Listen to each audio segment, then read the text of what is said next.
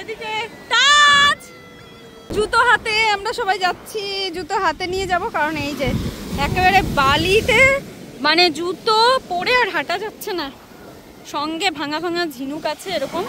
যদি তুমি হও প্রকৃতি প্রেমী অথবা ঘুরতে ভীষণ ভালোবাসো, তাহলে দক্ষিণ ভারতের প্রাকৃতিক সৌন্দর্য, পাহাড়, ব্যাকওয়াটার এবং সমুদ্রের অসাধারণ মেলবন্ধন, এই সব কিছুকে একসাথে উপভোগ করতে চাইলে তোমার জন্য আদর্শ ভ্রমণের ঠিকানা হলো কেরালা। নমস্কার দর্শক বন্ধুরা, আমি পিয়ালি চলে এসেছি থুম্বুরমুঝি, কেরালা ত্রিশূর জেলার একটি পর্যটন কেন্দ্র, যেখানে আমরা আজ দেখব ঝুলন্ত সেতু, সঙ্গে অসাধারণ মনোরম দৃশ্য, আর রয়েছে নৈসর্গিক সৌন্দর্য থুম্বুরমুঝি বাঁধের। এই সবটা উপভোগ করতে করতে চলো একটা গুরুত্বপূর্ণ তথ্য তোমাদের সাথে শেয়ার করি। অবশ্যই কেরালা ভ্রমণে আসলে আথিরাপল্লী এই জায়গাটির জন্য কিন্তু বিশেষভাবে একটি দিন তোমরা রেখে দেবে, কারণ আথিরাপল্লীতে রয়েছে বাহুবলী ওয়াটারফলস, যাকে দক্ষিণ ভারতের নায়াগ্রা বলা হয়, সঙ্গে আরও বেশ কিছু দুর্দান্ত ওয়াটারফলস পেয়ে যাবে, আর তার সঙ্গে এমনই সুন্দর হ্যাঙ্গিং ব্রিজ। এই প্রত্যেকটি জায়গা তোমাদের খুব ভালোভাবে ঘুরে দেখতে হলে অবশ্যই তোমাদের হাতে কিন্তু 6 থেকে 7 ঘন্টা সময় রাখতে হবে, এবং জায়গাগুলি ভীষণ কাছাকাছি, মাত্র 7 থেকে 8 কিলোমিটারের মধ্যেই জায়গাগুলি রয়েছে। আর এখানে এলে সবুজ বন, গর্জে পড়া জল, আর একটানা কুয়াশার পর্দা, মনে হবে পিওর ম্যাজিক। মেঘালয়ের অনেক ঝর্ণা দেখেছি, কিন্তু কেরালার এই জলপ্রপাতগুলি সত্যি কোথাও গিয়ে মন ছুঁয়ে গেছে। এই স্পটগুলি এতটাই মনোমুগ্ধকর, এখানে আসলে একটু বেশি সময় লাগে, হয়তো ঠিক এই কারণে অনেক গ্রুপ ট্যুর এই স্পটগুলিকে বাদ দেয়। But trust me, do not miss it. যদি কোনোভাবে নিজের গাড়ি বা রিজার্ভ গাড়ি একটু সম্ভব হয়, তাহলে এই জায়গাগুলি অবশ্যই ভিজিট করো। ও ওয়াও, জাস্ট 30 সেকেন্ড। দিদিভাই, এই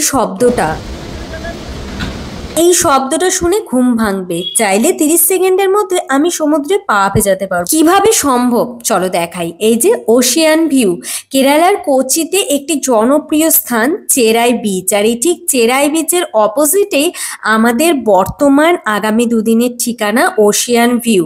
আর এখানে এসে এমন সুন্দর দৃশ্য দেখে তোমাদের কাছে ছোট্ট একখানা প্রশ্ন, আচ্ছা মন ভালো করার জন্য এর চেয়ে ভালো আর কোনো ওষুধ আছে কি? শহরের একঘেয়েমি, ওই কোলাহল ব্যস্ততাময় জীবন থেকে একটু নিরিবিলি শান্ত পরিবেশে এসে মনটাই অন্যরকম হয়ে গেল। তার সঙ্গে এমন সুন্দর সাজানো গোছানো একখানা রুম, আর ঠিক রুমের বাইরে ব্যালকানিতে এসেই দেখতে পেলাম চোখের সামনে না কোনো সুইমিং পুল নয়, আগে পুল দেখে ভীষণ উচ্ছ্বসিত হতাম, আর এখন কি যে বলবো, দু চোখ ভরে শুধু দেখে গেছি। আর এমন সুন্দর তার গর্জন, যা মন প্রাণ সব জুড়িয়ে গেল। এই যেমন দেখো, শিল্পীর তুলির ছোঁয়ায় অনেকগুলো রঙে কত সুন্দর একখানা চিত্র তৈরি হয়েছে, ঠিক ভগবানের তৈরি কি অপার সৃষ্টি। আকাশের রং নীল, সমুদ্রের জল সবুজ, রং বেরঙের ফুল গাছে সমুদ্রের চারিপাশটা ঘেরা, কি যে অপূর্ব দৃশ্য। আমরা আসার আগে চায়ের টোটাল সরঞ্জাম একদম রেডি করে রেখেছেন ওনারা, তাই ঝটপট ঝালমুড়ি আর একটু গরম গরম হাতের চা নিয়ে জমিয়ে সমুদ্রের ধারে ব্যালকানিতে একটু আড্ডা দিলাম। Absolute recommendation. চেরাই বিচ একটা লিটারেলি হিডেন জেম, অনেকেই জানে না, আর ঠিক এই কারণেই বোধহয় এখনো পর্যন্ত সেইভাবে টুরিস্টদের ভিড় এখানে উপচে পড়েনি। এর এক সাইডে ব্যাকওয়াটার, আর ঠিক অপোজিটে রয়েছে সমুদ্র সৈকত, মাঝখানে রাস্তার পাশে বেশ কিছু রিসর্ট রয়েছে, আর সেখানেই আমরাও আছি। তোমরা তো জানো যে চেরাই বিচে কাটানো দুর্দান্ত কিছু মুহূর্ত তোমাদের সাথে শেয়ার করব, আর অলরেডি আমি আজ নিয়ে এসেছি তোমাদের জন্য আমাদের চেরাই বিচে কাটানো সেই বিশেষ মুহূর্ত নিয়ে। আর এখানে কিন্তু সূর্যোদয় বলো আর সূর্যাস্তই বলো, দুটোই দুর্দান্ত ভাবে উপভোগ করা যায়। আর ঠিক এই কারণেই মনে হয় এই সুন্দরী কেরালাকে ঈশ্বরের নিজের দেশ বলা হয়।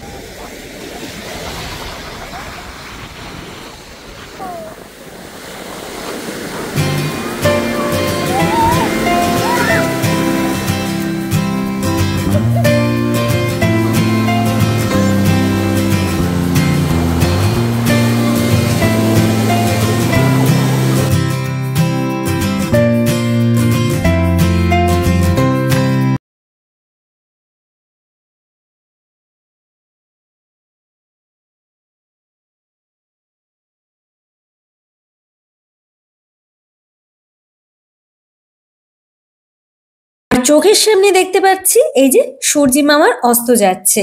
আমি বলবো ফোর্ট কোচিতে না থেকে অবশ্যই এখানে একটি দিন থাকো এবং এক্সপিরিয়েন্স কিন্তু অবশ্যই ফুলফিল হবে, আমি গ্যারেন্টি দিচ্ছি। আর এখন হাতে জুতো নিয়ে আমরা চলে এসেছি আমাদের একদম হোটেলের সামনে। আর হোটেলের ঠিক অপোজিটেই আমি একটু এরকম সুন্দর জায়গায় একটু চিল করছিলাম। সন্ধেবেলায় আমরা সকলে মিলে একটু রিল্যাক্স ভাবে সময় কাটাচ্ছিলাম। এবার তোমাদের একটু দেখিয়ে দিই, এই হলো আমাদের হোটেল।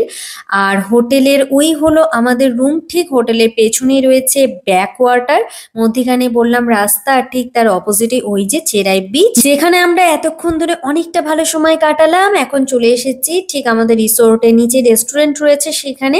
আর রাতে ডিনারে আমরা অর্ডার করেছিলাম কেরালা পরোটা। অবশ্যই কেরালাতে আসলে কেরালা পরোটাটা সবাই একবার ট্রাই করো, অনেকটা লাচ্ছা পরোটার মতন, আমাদের বেশ ভালো লেগেছে। সঙ্গে আছে রুটি, পনির এবং গোবির একটা আইটেম। আজকের মতন সময় শেষ, দেখা হচ্ছে নতুন একটি ভ্লগে। ততক্ষণের জন্য সকলে সুস্থ থেকো, ভালো থেকো, আর হ্যাঁ আমার সঙ্গে থেকো।